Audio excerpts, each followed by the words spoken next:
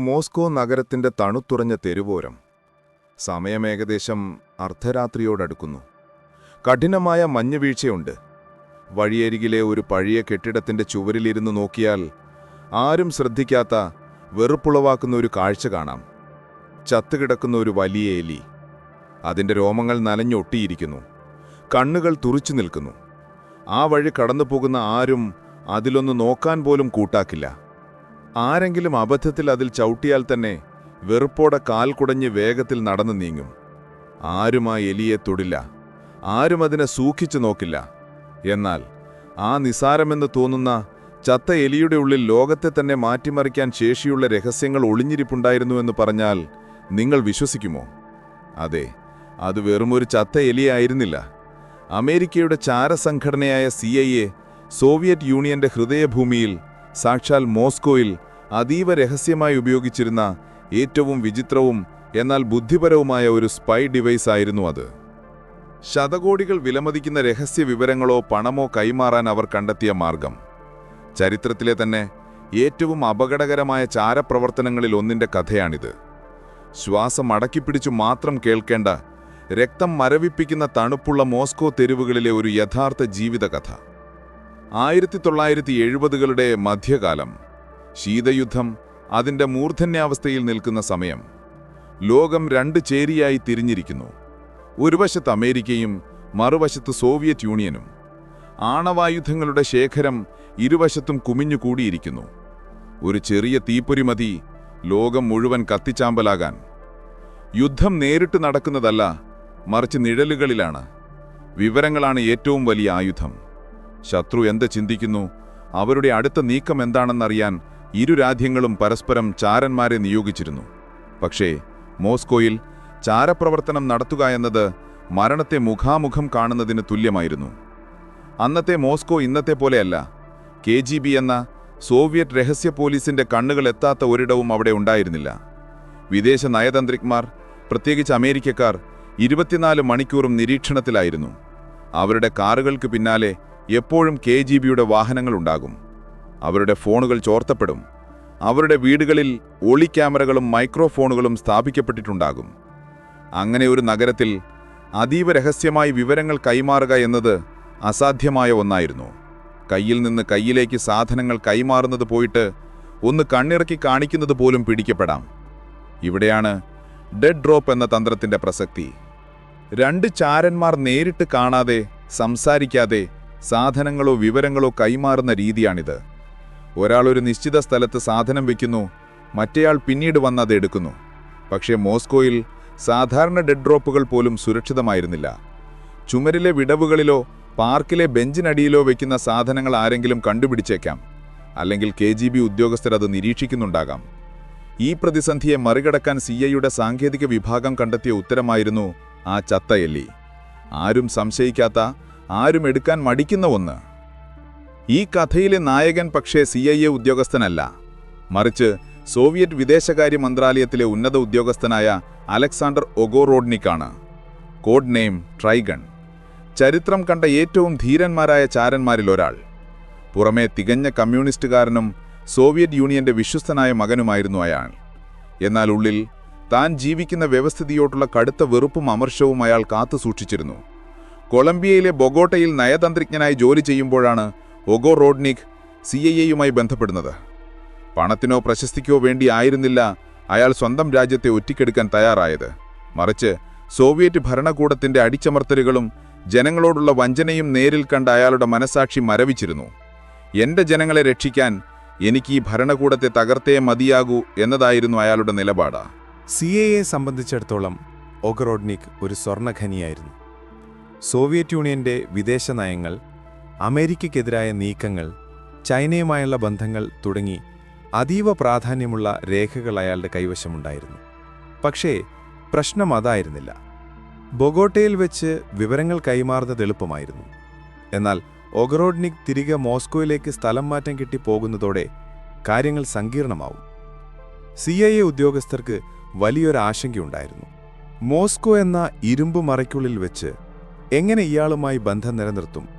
എങ്ങനെ വിവരങ്ങൾ സുരക്ഷിതമായി പുറത്തെത്തിക്കും? ഒരു ചെറിയ പിഴവ് മതി. ഒഗറോഡ്നിക് മാത്രമല്ല, മോസ്കോയിലുള്ള CIA ഉദ്യോഗസ്ഥരും പിടിക്കപ്പെടും. വധശിക്ഷ ഉറപ്പാണ്. ഈ വെല്ലുവിളി ഏറ്റെടുത്തത് മാർത്ത പീറ്റർസൺ എന്ന യുവതിയായിരുന്നു. മാർട്ടി എന്ന സ്നേഹത്തോടെ വിളിക്കപ്പെടുന്ന അവർ മോസ്കോയിലെത്തുന്ന ആദ്യത്തെ വനിതാ കേസ് ഓഫീസർമാരിൽ ഒരാളായിരുന്നു. KGBയുടെ ഒരു ദൗർബല്യം CIA മുതലെടുക്കുകയായിരുന്നു ഇവിടെ. KGB ഉദ്യോഗസ്ഥർ കടുത്ത സ്ത്രീവിരുദ്ധരായിരുന്നു. ഒരു സ്ത്രീക്ക് ചാരപ്രവർത്തനം നടത്താനുള്ള ബുദ്ധിയോ ധൈര്യമോ ഉണ്ടെന്ന് അവർ വിശ്വസിച്ചിരുന്നില്ല. അതുകൊണ്ടുതന്നെ പുരുഷന്മാരായ ഉദ്യോഗസ്ഥരെ അവർ സദാ നിരീക്ഷിക്കുമ്പോൾ മാർട്ടിയെ പലപ്പോഴും അവർ അവഗണിച്ചു. ഇതായിരുന്നു മാർട്ടിയുടെയും ട്രൈഗന്റെയും വിജയത്തിനുള്ള ആദ്യത്തെ താക്കോൽ. മോസ്കോയിലെത്തിയ ഒഗ്രോഡ്നിക് തന്റെ ജോലിയിൽ പ്രവേശിച്ചു. പകൽ സമയം അയാൾ സോവിയറ്റ് യൂണിയന്റെ വിശ്വസ്തനായ ഉദ്യോഗസ്ഥനായി അഭിനയിച്ചു. എന്നാൽ രാത്രികളിൽ തന്റെ മുറിക്ക് ജനലുകൾ കറുത്ത തുണികൊണ്ട് മറച്ച് അതിസൂക്ഷ്മമായ മിനി ക്യാമറകൾ ഉപയോഗിച്ച് അതീവ രഹസ്യ രേഖകൾ ഫോട്ടോ എടുക്കാൻ തുടങ്ങി. 100 കണക്കിന് പേജുകൾ. ഓരോ പേജിലും അമേരിക്കയെ നശിപ്പിക്കാൻ സോവിയറ്റ് യൂണിയൻ തയ്യാറാക്കിയ പദ്ധതികൾ. ഈ ഫിലിം റോളുകൾ എങ്ങനെ മാർട്ടിയുടെ കൈകളിലെത്തിക്കും? അവിടെയാണ് ആ എലി രംഗപ്രവേശം ചെയ്യുന്നത്.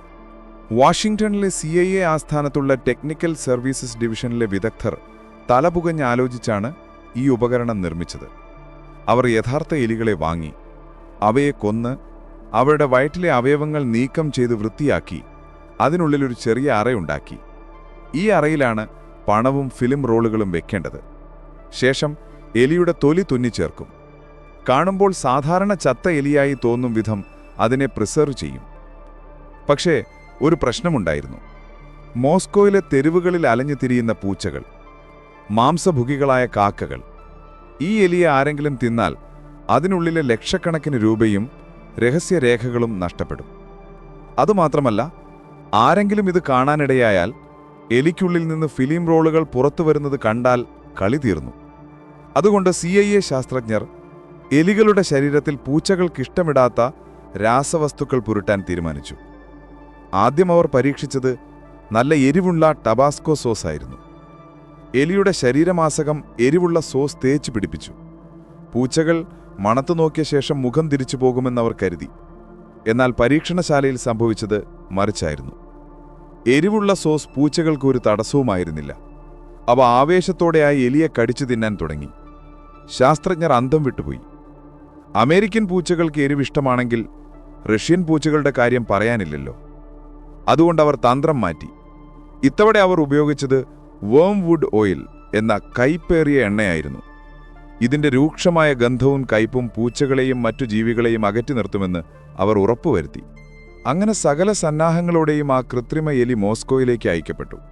ഇനി വേണ്ടത് അത് കൃത്യമായി ഉപയോഗിക്കുക എന്നതാണ്. മാർട്ടിയും ഒഗറോഡ്നിക്കും തമ്മിലുള്ള ഈ നിഴൽ യുദ്ധം തുടങ്ങാൻ പോകുകയാണ്. ഒരു തെറ്റായ നീക്കം, ഒരു ചെറിയ നോട്ടപ്പിശക്ക് മതി എല്ലാം തകരാൻ. ഒഗറോഡ്നിക് തന്റെ ജീവൻ പണയം വെച്ച് പകർത്തിയ രേഖകൾ ആരും സംശയിക്കാത്ത ഈ എലിക്കുള്ളിൽ ഒളിപ്പിച്ച് മോസ്കോയിലെ തിരക്കേറിയൊരു പാർക്കിലോ വിജനമായ ഒരു തെരുവിലോ ഉപേക്ഷിക്കണം. പിന്നീട് മാർട്ടി വന്നത് ശേഖരിക്കണം.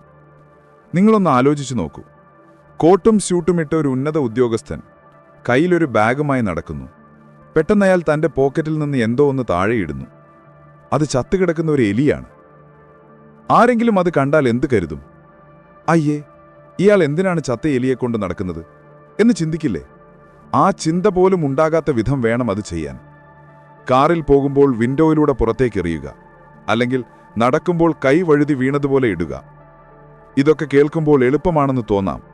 പക്ഷേ ചുറ്റും KGBയുടെ ചാരക്കണ്ണുകൾ ഉള്ളപ്പോൾ ഹൃദയമിടിപ്പ് നിയന്ത്രിക്കാൻ പോലും പാടാണ്. ശൈത്യകാലത്തിന്റെ കാഠിന്യം കൂടി വരികയായിരുന്നു.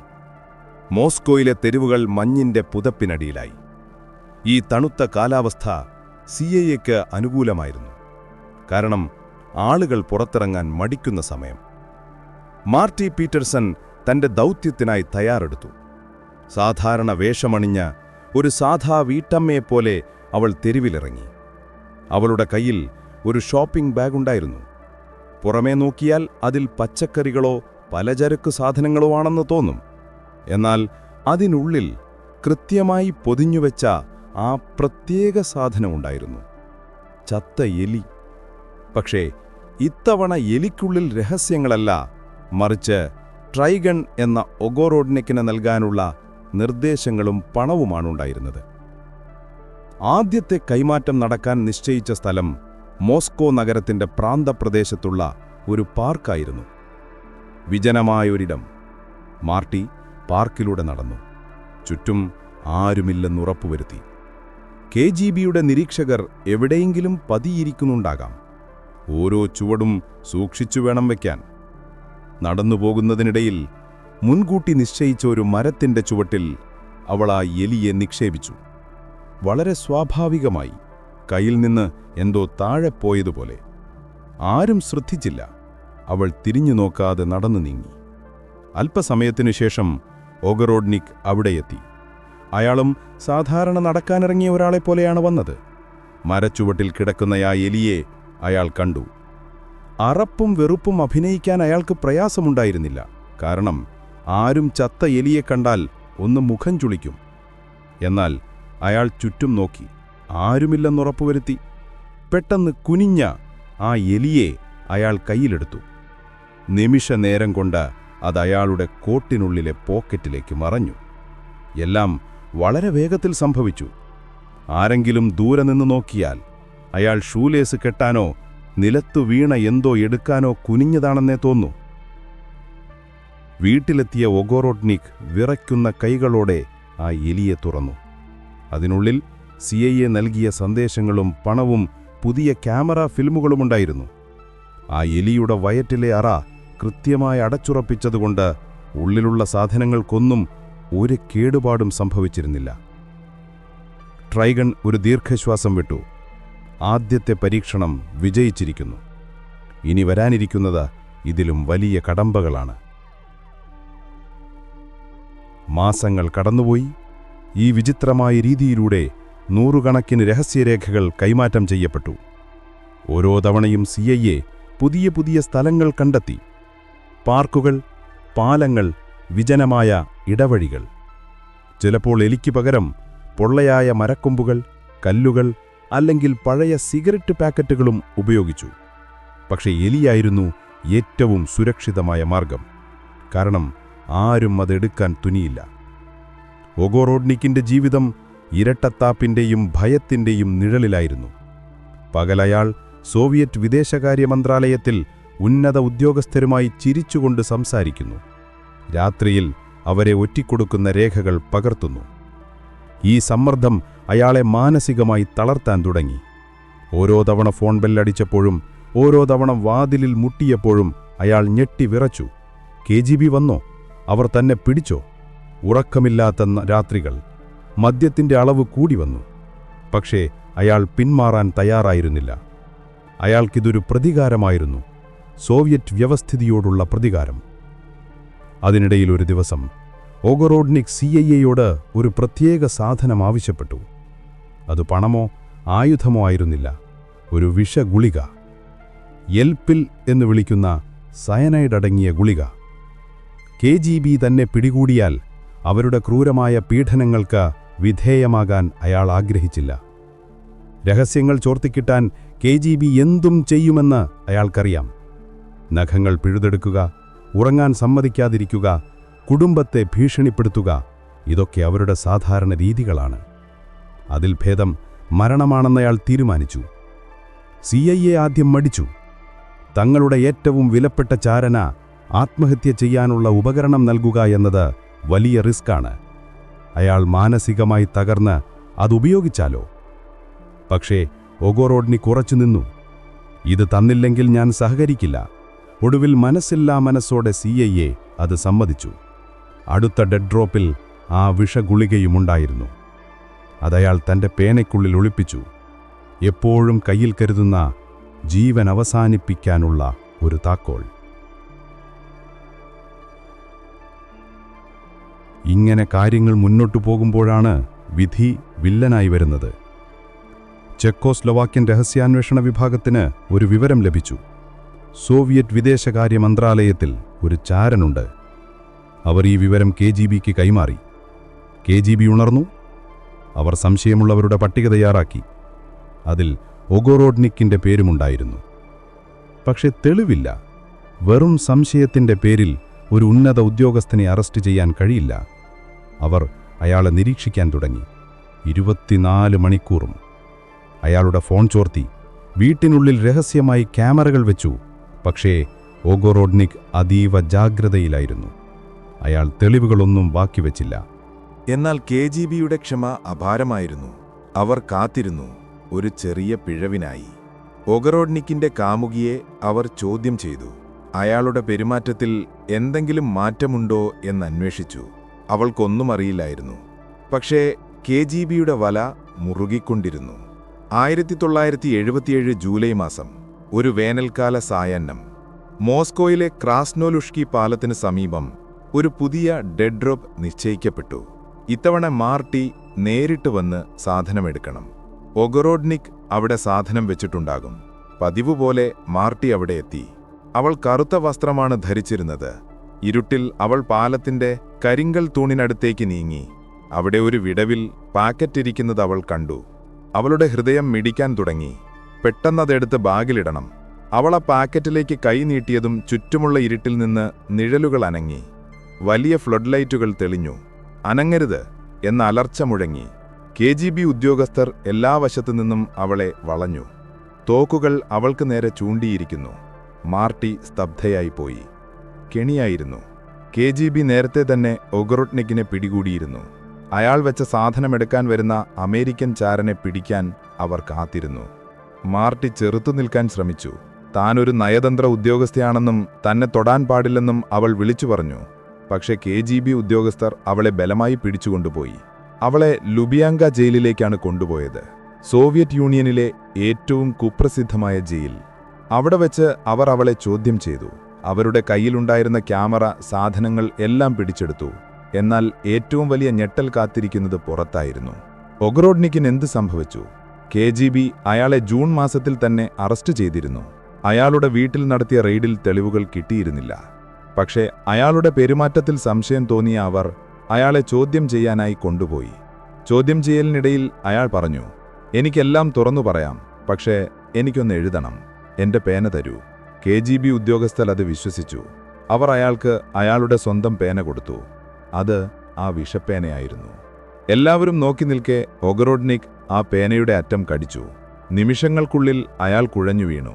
സയനൈഡ് ശരീരത്തിൽ പടർന്നു. ഉദ്യോഗസ്ഥർ ഓടി അടുത്തെങ്കിലും വൈകിപ്പോയിരുന്നു. ആശുപത്രിയിൽ എത്തിച്ചപ്പോഴേക്കും അയാൾ മരിച്ചിരുന്നു. KGBക്ക് അയാളിൽ നിന്നൊന്നും ചോദിച്ചറിയാൻ കഴിഞ്ഞില്ല. ട്രൈഫൻ എന്ന ചാരൻ തന്റെ രഹസ്യങ്ങളുമായി മണ്ണടിഞ്ഞു. മാർട്ടിയെ സോവിയറ്റ് യൂണിയൻ നാടുകടത്തി. പേഴ്സണ നോൺ ഗ്രാറ്റ അഥവാ അനിഷ്ട വ്യക്തിയായി പ്രഖ്യാപിച്ച് അവിടെ പുറത്താക്കി. പിറ്റേ ദിവസത്തെ പത്രങ്ങളിൽ വലിയ വാർത്തയായി, അമേരിക്കൻ ചാരവനിത പിടിയിൽ. പക്ഷേ ഒഗറോഡ്നിക്കിന്റെ മരണം അവർ പുറത്തുവിട്ടില്ല. അത് KGBയുടെ വലിയ പരാജയമായിരുന്നു. ഒരു ചാരന് ജീവനോടെ പിടിക്കാൻ കഴിയാതിരുന്നത് അവർക്ക് നാണക്കേടായി. എന്നാൽ കഥ ഇവിടെ അവസാനിക്കുന്നില്ല. ഈ സംഭവങ്ങൾക്ക് ശേഷവും മോസ്കോയിലെ തെരുവുകളിൽ ആരും ശ്രദ്ധിക്കാതെ കിടക്കുന്ന ചില വസ്തുക്കളുണ്ടായിരുന്നു. ഒരുപക്ഷെ ഒരു പഴയ ഇഷ്ടിക, അല്ലെങ്കിൽ ഒരു മരക്കൊമ്പ്. അവയ്ക്കുള്ളിൽ ഇന്നും ആരെങ്കിലും തുറക്കാത്ത രഹസ്യങ്ങൾ ഉറങ്ങിക്കിടപ്പുണ്ടാകുമോ? ചാരപ്രവർത്തനത്തിന്റെ ലോകം അത്രമാത്രം നിഗൂഢമാണ്. പക്ഷേ നമ്മുടെ ചത്ത എലിയുടെ കഥയിലെ യഥാർത്ഥ ട്വിസ്റ്റ് ഇനിയാണ് വരാൻ പോകുന്നത്. KGBക്ക് ഈ എലിയെക്കുറിച്ച് അറിയാമായിരുന്നോ? അതോ അവർക്കതൊരിക്കലും കണ്ടെത്താൻ കഴിഞ്ഞില്ലേ? വാസ്തവത്തിൽ ഒഗറോഡ്നിക്കിനെ പിടികൂടിയെങ്കിലും CIA-യുടെ ഈ എലിവിദ്യ KGBക്ക് ഒരു അത്ഭുതമായിരുന്നു. പിന്നീട് വർഷങ്ങൾക്ക് ശേഷം ശീതയുദ്ധം അവസാനിച്ചപ്പോൾ റഷ്യൻ ഇന്റലിജൻസ് മ്യൂസിയത്തിൽ ഈ സംഭവവുമായി ബന്ധപ്പെട്ട പ്രദർശനങ്ങൾ നടന്നു. അവിടെ ഒരു ചില്ലുകൂട്ടിനുള്ളിൽ ആ ചത്ത എലിയുടെ മാതൃക വെച്ചിരുന്നു. അമേരിക്കൻ സാങ്കേതിക വിദ്യയുടെ വിചിത്രമായ മുഖം എന്നായിരുന്നു അതിന് നൽകിയ പേര്. KGBയുടെ ആസ്ഥാനമായ ലുബിയാങ്കയിലെ ചോദ്യം ചെയ്യൽ മുറി. അവിടെ ചുട്ടുപൊള്ളുന്ന വെളിച്ചത്തിന് താഴെയിരിക്കുമ്പോൾ മാർട്ടിയുടെ മനസ്സിൽ 1000 ചിന്തകൾ മിന്നിമറഞ്ഞു. താൻ പിടിക്കപ്പെട്ടിരിക്കുന്നു. നയതന്ത്ര പരിരക്ഷയുള്ളതുകൊണ്ട് വധശിക്ഷയിൽ നിന്ന് രക്ഷപ്പെട്ടേക്കാം. പക്ഷേ ഒഗറോഡ്നിക്, അയാൾക്കെന്ത് സംഭവിച്ചു കാണും? ചോദ്യം ചെയ്യുന്ന ഉദ്യോഗസ്ഥർക്ക് മുഖത്ത് യാതൊരു ഭാവവുമില്ലായിരുന്നു. അവർക്കറിയാം ട്രൈഗൺ എന്ന അധ്യായം അവസാനിച്ചുവെന്ന്. എന്നാൽ അവർ മാർട്ടിയോട് അത് പറഞ്ഞില്ല. അവളെ കൂടുതൽ മാനസികമായി തകർക്കാനായിരുന്നു അവരുടെ ശ്രമം. നിങ്ങളുടെ സുഹൃത്തെല്ലാം തുറന്നു പറഞ്ഞു. ഉദ്യോഗസ്ഥരിൽ ഒരാൾ കള്ളം പറഞ്ഞു. ഇനി നിങ്ങളും സഹകരിക്കുന്നതാണ് നല്ലത്. മാർട്ട് ചിരിച്ചു. ഒരു തണുത്ത ചിരി. അവൾക്ക് CIA-യുടെ പരിശീലനം ലഭിച്ചതാണ്. ഇത്തരം മനഃശാസ്ത്രപരമായ കളികൾ അവൾക്കറിയാം. അവളൊന്നും മിണ്ടിയില്ല. ഒടുവിൽ മണിക്കൂറുകൾ നീണ്ട ചോദ്യം ചെയ്യലിന് ശേഷം അമേരിക്കൻ എംബസിയിലെ ഉദ്യോഗസ്ഥരെത്തി അവളെ മോചിപ്പിച്ചു. വിമാനത്താവളത്തിലേക്ക് കൊണ്ടുപോകുമ്പോൾ കാറിന്റെ ജനലിലൂടെ അവൾ അവസാനമായി മോസ്കോ നഗരത്തെ നോക്കി. മഞ്ഞുപുതച്ച തെരുവുകൾ, ആൾത്തിരക്കില്ലാത്ത പാർക്കുകൾ, എവിടെയൊക്കെയോ തന്റെ കാൽപ്പാടുകൾ മായാതെ കിടക്കുന്നുണ്ടാകും. ഒപ്പം ആരുമറിയാത്ത ഒരു രക്തസാക്ഷിയുടെ ഓർമ്മകളും. അമേരിക്കയിൽ തിരിച്ചെത്തിയ മാർട്ടിയെ CIA ആസ്ഥാനത്ത് വലിയ സ്വാഗതമാണ് കാത്തിരുന്നത്. പരാജയപ്പെട്ട ദൗത്യമാണെങ്കിലും അവളുടെ ധൈര്യത്തെ അവർ പ്രശംസിച്ചു. എന്നാൽ ഒഗോറോഡ്നിക്കിന്റെ മരണം അവളെ വല്ലാതെ വേദനിപ്പിച്ചു. താൻ കൊടുത്ത വിഷപ്പേന ഉപയോഗിച്ചാണ് അയാൾ മരിച്ചതെന്ന സത്യം ഒരു തീക്കനൽ പോലെ അവളുടെ മനസ്സിനെ പൊള്ളിച്ചു. ഞാൻ അയാളെ രക്ഷിക്കാൻ ശ്രമിച്ചു, പക്ഷെ ഒടുവിൽ ഞാൻ തന്നെയാണോ അയാളുടെ മരണത്തിന് കാരണമായതെന്ന ചോദ്യം അവളെ വേട്ടയാടി. കാലം കടന്നുപോയി. ശീതയുദ്ധം അവസാനിച്ചു. സോവിയറ്റ് യൂണിയൻ തകർന്നു. പഴയ രഹസ്യരേഖകൾ പലതും പുറത്തുവന്നു. അപ്പോഴാണ് ലോകമറിഞ്ഞത് ഒഗോറോഡ്നിക്ക് കൈമാറിയ വിവരങ്ങൾ എത്രമാത്രം വിലപ്പെട്ടതായിരുന്നു എന്ന്. അമേരിക്കയും ചൈനയും തമ്മിലുള്ള ബന്ധം മെച്ചപ്പെടുത്തുന്നതിൽ, സോവിയറ്റ് യൂണിയന്റെ ആണവായുധ പദ്ധതികൾ മനസ്സിലാക്കുന്നതിൽ ഒഗോറോഡ്നിക് നൽകിയ വിവരങ്ങൾ നിർണായകമായിരുന്നു. ആ ചത്ത എലിയുടെ ഉള്ളിലൂടെ കടന്നുപോയത് വെറും ഫിലിം റോളുകളല്ല, മറിച്ച് ലോകചരിത്രത്തിന്റെ ഗതി മാറ്റിയ വിവരങ്ങളായിരുന്നു. പക്ഷേ ഈ കഥയിൽ ഇനിയും ഉത്തരം കിട്ടാത്ത ചില ചോദ്യങ്ങളുണ്ട്. ആ ചത്ത എലി, യഥാർത്ഥത്തിൽ ആ എലിക്ക് എന്ത് സംഭവിച്ചു? KGB അത് കണ്ടെത്തിയോ? അതോ അത് ഇപ്പോഴും മോസ്കോയിലെ ഏതോ ഓടയിലോ മരച്ചുവട്ടിലോ ജീർണിച്ചു പോയോ? ചരിത്രകാരന്മാർ പറയുന്നത് KGBക്ക് ആ എലിയെക്കുറിച്ച് വിവരം ലഭിച്ചിരുന്നില്ല എന്നാണ്. ഒഗോറോഡ്നിക്കിന്റെ അറസ്റ്റിനു ശേഷം CIA ആ രീതി ഉപേക്ഷിച്ചു. അതുകൊണ്ട് ആ സ്പൈ റാറ്റ് ഒരു മിത്തുപോലെ അവശേഷിച്ചു. വർഷങ്ങൾക്ക് ശേഷം വാഷിംഗ്ടണിലെ ഇന്റർനാഷണൽ സ്പൈ മ്യൂസിയത്തിൽ ഞാൻ പോയിരുന്നു. അവിടെ ചില്ലുകൂട്ടിനുള്ളിൽ വെച്ചിരിക്കുന്ന ആ എലിയുടെ മാതൃക കണ്ടപ്പോൾ എന്റെ മനസ്സിൽ ഓടിയെത്തിയത് മോസ്കോയിലെ ആ തണുത്ത നാട്ടുകളാണ്. ഒരു മനുഷ്യൻ തന്റെ രാജ്യത്തെയും ജനങ്ങളെയും സ്നേഹിച്ചതുകൊണ്ട് സ്വന്തം ജീവൻ ബലിയൽപ്പിച്ച കഥ. അവനെ സഹായിക്കാൻ ജീവൻ പണയം വെച്ച് കടന്നുവന്ന ഒരു സ്ത്രീയുടെ കഥ. നമ്മൾ പലപ്പോഴും സിനിമകളിൽ കാണുന്ന ചാരകഥകളിൽ തോക്കുകളും കാർ ചേസിങ്ങുകളും സ്ഫോടനങ്ങളുമാണ് പ്രധാനം. എന്നാൽ യഥാർത്ഥ ചാരപ്രവർത്തനമെന്നത് മൗനത്തിന്റെയും ക്ഷമയുടെയും ബുദ്ധിയുടെയും പോരാട്ടമാണ്. അവിടെ ജയിക്കുന്നവർക്ക് കയ്യടികളില്ല, തോൽക്കുന്നവർക്ക് ശവകുടീരങ്ങളുമില്ല. എല്ലാം രഹസ്യമായി തുടങ്ങുന്നു, രഹസ്യമായി അവസാനിക്കുന്നു. ട്രൈഗൺ എന്ന അലക്സാണ്ടർ ഒഗോറോഡ്നിക് ഇന്ന് ഓർമ്മിക്കപ്പെടുന്നത് ഒരു വഞ്ചകനായിട്ടല്ല, മറിച്ചൊരു പോരാളിയായിട്ടാണ്. സ്വന്തം മനസാക്ഷിയോട് നീതി പുലർത്താൻ ശ്രമിച്ച മനുഷ്യൻ. അയാളുടെ കഥ നമ്മെ പഠിപ്പിക്കുന്നത് ചിലപ്പോൾ ഏറ്റവും വലിയ നായകന്മാർ വരുന്നത് വെള്ളിത്തിരയിൽ നിന്നല്ല, മറിച്ച് ചരിത്രത്തിന്റെ ഇരുണ്ട കോണുകളിൽ നിന്നാണ് എന്നാണ്. ആരും ശ്രദ്ധിക്കാത്ത, വെറുപ്പോടെ മാത്രം നോക്കുന്ന ഒരു ചത്ത എലിക്ക് പോലും പറയാനൊരു വലിയ കഥയുണ്ടാകും. അന്ന് ആ മോസ്കോ തെരുവുകളിൽ മഞ്ഞുവീഴ്ചയ്ക്കിടയിൽ ആ എലി കിടന്നിരുന്ന സ്ഥലം ഇന്നു പരിപക്ഷേ തിരക്കേറിയൊരു റോഡായിരിക്കാം. ആളുകൾ തിരക്കിട്ട് നടന്നു പോകുന്നുണ്ടാകാം. അവർക്കാർക്കും അറിയില്ല അവരുടെ കാൽച്ചുവട്ടിലെ മണ്ണിൽ ഉറങ്ങിക്കിടക്കുന്നത് ഒരു വലിയ രഹസ്യത്തിന്റെ ബാക്കിപത്രമാണെന്ന്. ചരിത്രം അങ്ങനെയാണ്. അതെപ്പോഴും നമ്മളെ അത്ഭുതപ്പെടുത്തിക്കൊണ്ടിരിക്കും. ചിലപ്പോൾ ഒരു രാജാവിന്റെ രൂപത്തിൽ, ചിലപ്പോൾ ഒരു യുദ്ധത്തിന്റെ രൂപത്തിൽ, മറ്റു ചിലപ്പോൾ വെറുമൊരു ചത്ത എലിയുടെ രൂപത്തിൽ.